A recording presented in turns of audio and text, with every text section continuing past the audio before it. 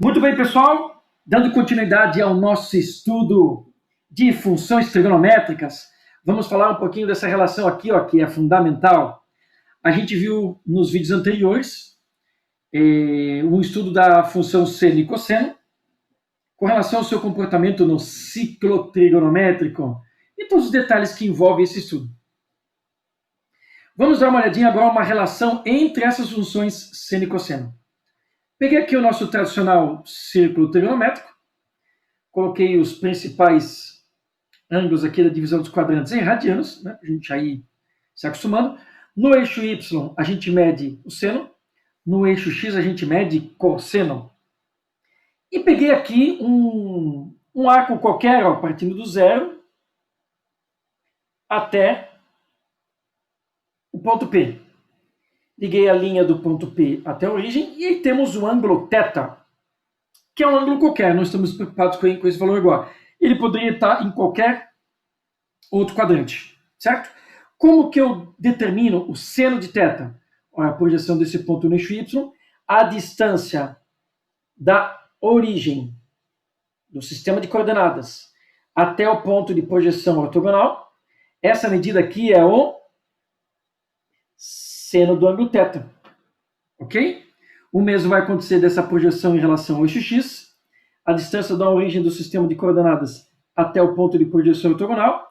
Essa medida aqui é o cosseno de θ. E, obviamente, né, se ela é ortogonal, ela é 90 graus. E aqui nós temos um triângulo retângulo. Podemos aplicar o teorema de Pitágoras, porque Pitágoras é isso aí. Pode ser aplicado um triângulo retângulo. Então, vamos escrever aqui, ó. Hipotenusa ao quadrado é igual um cateto ao quadrado mais um cateto ao quadrado. Na forma de Pitágoras não importa se é cateto oposto ou adjacente, certo? A hipotenusa nesse nosso triângulo que aqui está, ó, ela é 1, certo? Então vamos ter aqui 1 ao quadrado. Vamos pegar um dos catetos. Vou pegar esse daqui, ó. Seno de θ. Vamos lá. Seno de θ ao quadrado, mais, vou destacar o sinal de igual aqui, ficou muito pertinho, vamos destacar um pouco mais, aí. E agora o outro cateto, ó, né? Peguei esse cateto, lembrando que essa medida é a mesma que essa, né? Esse cateto aqui é seno, e esse outro cateto é o cosseno do ângulo em questão. Então, cosseno ao quadrado de θ. Ora, trocando de lado, né? 1 ao quadrado 1 e passando esses termos para cá, nós teremos seno de θ ao quadrado, mais cosseno de θ ao quadrado, igual 1 ao quadrado 1, já organizei. Só que essa expressão aqui, ó, nós podemos, em algumas situações, no lugar do ângulo θ, ter uma expressão com soma, subtração, alguma coisa maior. Então ela carrega muita expressão, o parênteses, o quadrado. Então a gente pode escrever isso assim, ó. Seno ao quadrado de θ mais cosseno ao quadrado de θ igual a 1. Notem, pessoal, que o quadrado está no seno, no cosseno, e não no ângulo. Porque você primeiro calcula o seno do ângulo e o resultado leva ao quadrado. Se você deixar o quadrado aqui sem o parênteses, vai ficar ruim. Tá? Então, nesse caso aqui, o parênteses é obrigatório. Se tirar o parênteses, ficou o ângulo ao quadrado. Então, essa expressão aqui fica mais fácil de entender. Você calcula o seno do ângulo e o resultado leva ao quadrado. Porque o seno é o resultado. Ok? Então, aqui está essa relação, é chamada de relação fundamental da trigonometria, porque ela considera a situação elementar do nosso círculo trigonométrico e também relaciona, vamos dizer assim, as duas funções mais importantes da trigonometria, tá? Seno e cosseno, porque todas as outras podem ser,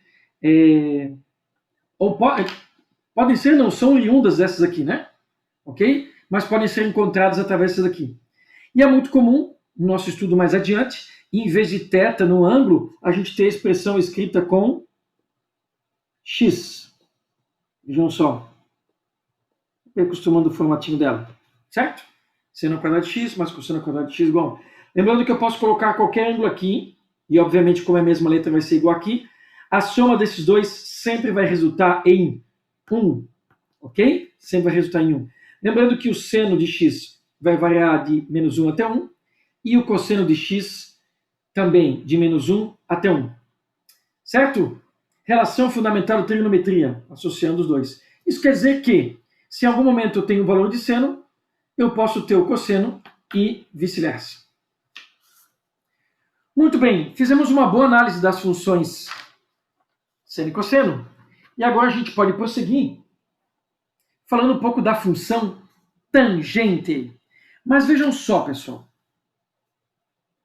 Eu posso, daqui para frente, no estudo de funções trigonométricas, sempre associar uma outra função, a tangente, e as outras que a gente vai ver depois, secante, cossecante, cotangente, sempre a seno e cosseno.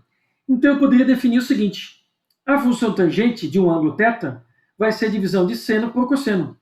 E aí todas as informações que eu precisar sobre tangente eu posso fazer assim, tanto em valores, né?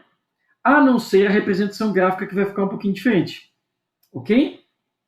Mas olha só, eu posso encontrar o que eu quiser daqui. Tanto é verdade que se eu tiver uma tabela, como essa, eu posso encontrar os valores da tangente, dividindo o valor de seno pelo cosseno do ângulo correspondente. Vejam só aqui, ó, vamos pegar um valor fácil, ó, 45. O seno de 45 é raiz 2 sobre 2, o cosseno de 45 é raiz 2 sobre 2. A divisão dos dois, eles são iguais, 1. Certo?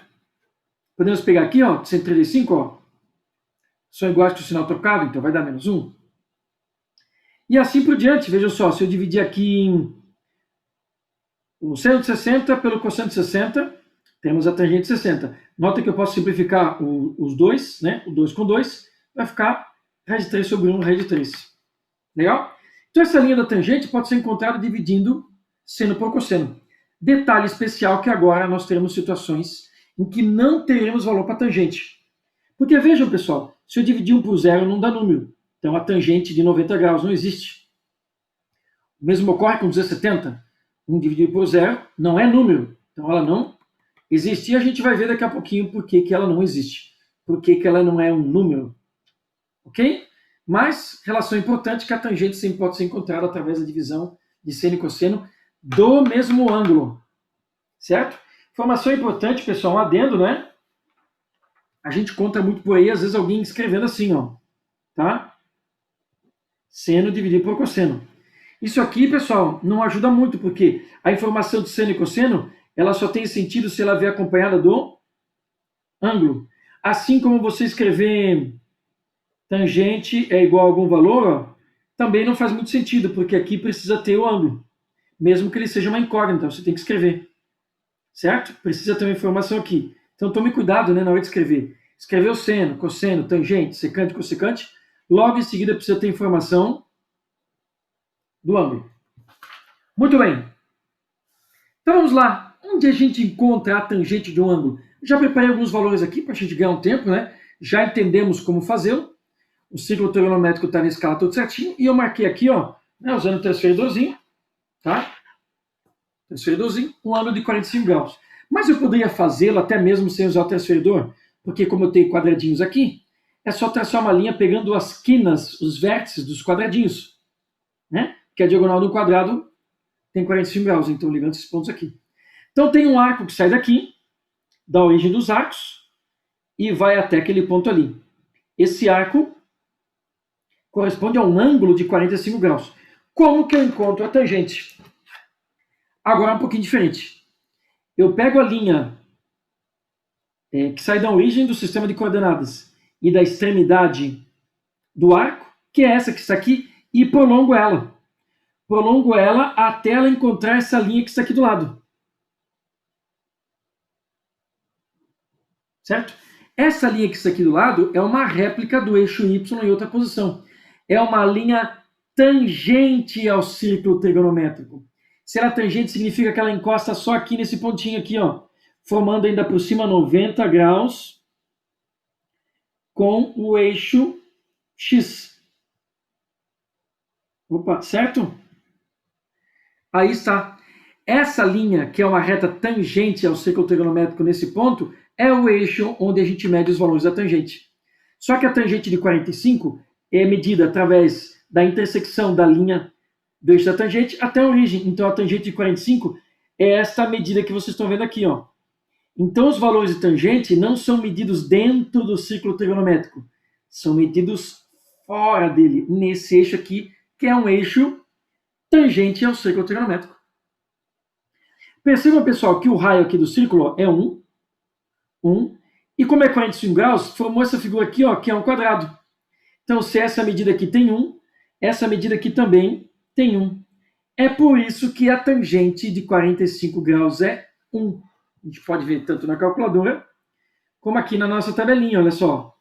Tangente de 45, 1. Peguei o ângulo de 45 porque os valores, né, ficou mais fácil de visualizar. Ah, muito bem. Vamos pegar outros ângulos, então, para ver. Vamos pegar o ângulo de 135 graus, certo? Que eu já coloquei aqui, né, uma marcaçãozinha, por quê? Se é 135, quanto que falta para 180? Falta 45 também. Então, se eu quisesse desenhar um triângulo aqui, eles seriam cópia um do outro. Como é que faz para achar a tangente de um ângulo? Pega a extremidade do arco, o arco saiu daqui e vem até aqui. Pega a extremidade do arco junto com a origem dos termos coordenados e traça uma linha. E faz essa linha encontrar o eixo da tangente. Olha, pessoal, se eu prolongar ela para lá, ela nunca vai encontrar o eixo da tangente, ele está aqui. Então, eu tenho que fazer o prolongamento dela aqui para baixo. Certo? Ó, alinhei. E a medida da tangente do ângulo do arco que veio lá da origem até chegar aqui de 135 graus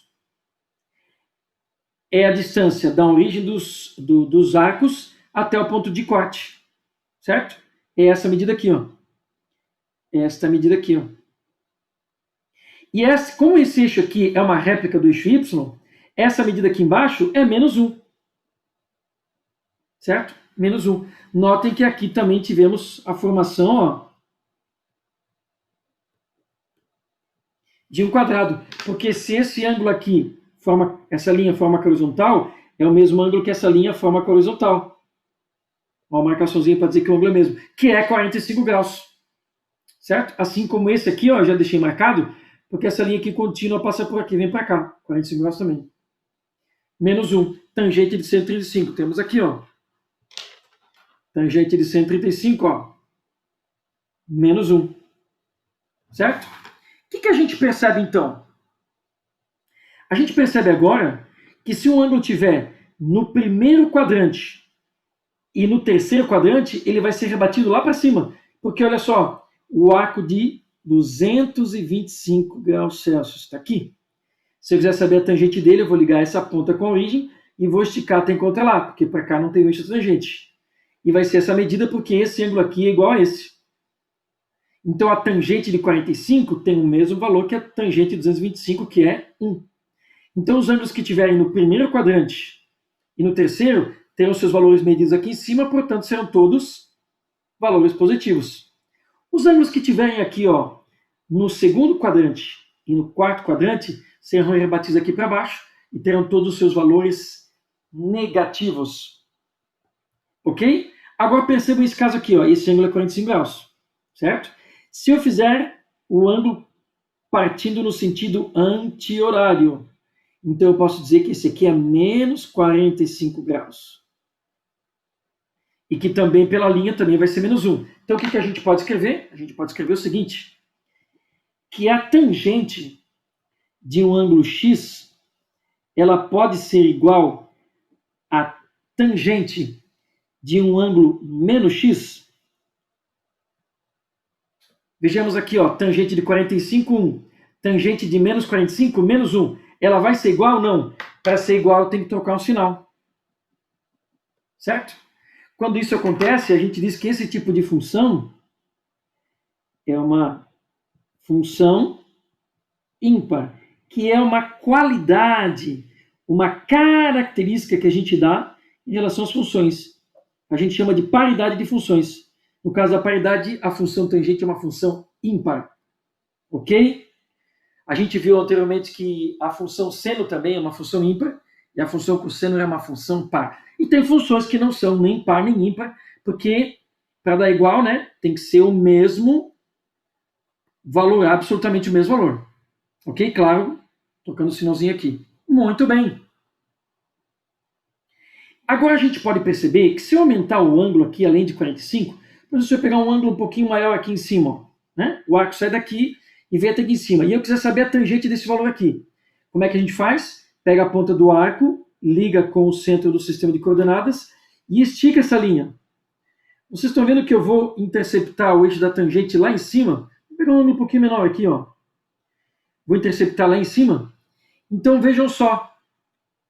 Aqui eu tenho o valor 1. Se ele interceptar, se o ângulo for esse, né? Um ângulo aí perto de 60 graus, mais ou menos. E ele interceptar e pegar lá em cima, eu tenho uma medida maior que 1. E isso é fato, vejam só. Se a gente olhar na tabela aqui, ó, a tangente de 60 é raiz de 3, que é aproximadamente 1,73. Certo? Vamos arredondar aí para 1,7. Então extrapola o valor de 1. Quanto mais próximo o ângulo tiver de 90, maior esse valor. Para vocês terem uma ideia, vamos ver na calculadora aqui, ó. Vamos pegar um valor. Vamos fazer, ó, tangente. Lembrando que na calculadora é tan, né? Vamos colocar lá 85 graus. Olha só o valor que nós temos, 11,4. Vamos pegar um valor mais próximo. Vamos pegar um ângulo aqui de 89,5 graus. Vejam só, 114, arredondando 0,6.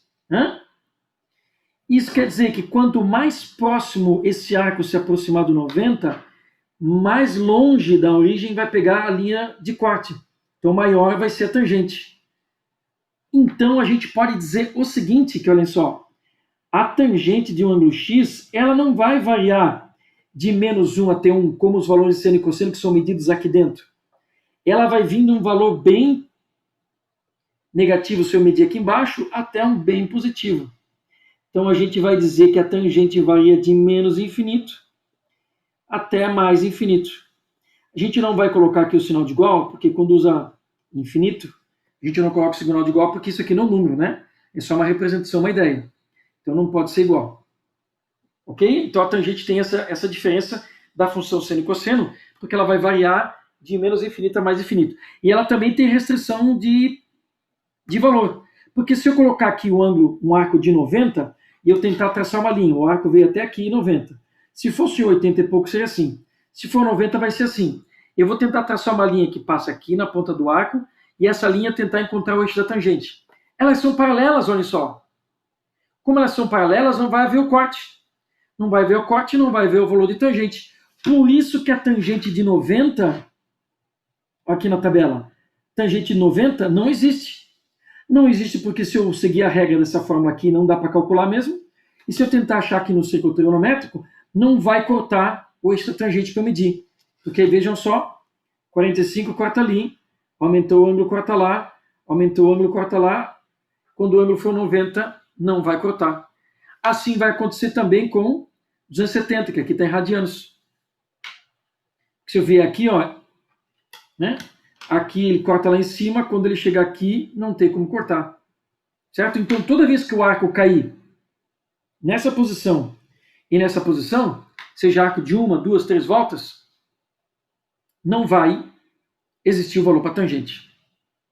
Ok? Então, a tangente existe de valores a menos infinito a mais infinito, mas se o x, se esse x que está aqui, cair nessa posição 90 ou 270, ou qualquer outro arco que chegue ali, como, por exemplo, menos 90 ou menos 270, a tangente não existe. Legal? Por isso aqui na tabelinha, ó, a gente tem isso. Mas você também, a qualquer momento, né, pode fazer essa verificação. A tangente não vai existir quando o cosseno der 0. E nós vimos anteriormente que o cosseno para dar 0 tem que estar aqui ou aqui. Certo? Tudo se encaixa. Você pode ver graficamente, pode saber isso, ou pode contar pela divisão aqui dos valores de seno e cosseno. Tá? Então é importante que a função tangente também pode ser representada graficamente. A gente pode entender como funciona cada uma das suas situações, em termos de valores, em termos de representação. Mas lembrando que agora o eixo da tangente está fora do nosso círculo trigonométrico. Ok? Muito bem, pessoal. No próximo vídeo falaremos um pouco mais das outras funções trigonométricas. É isso.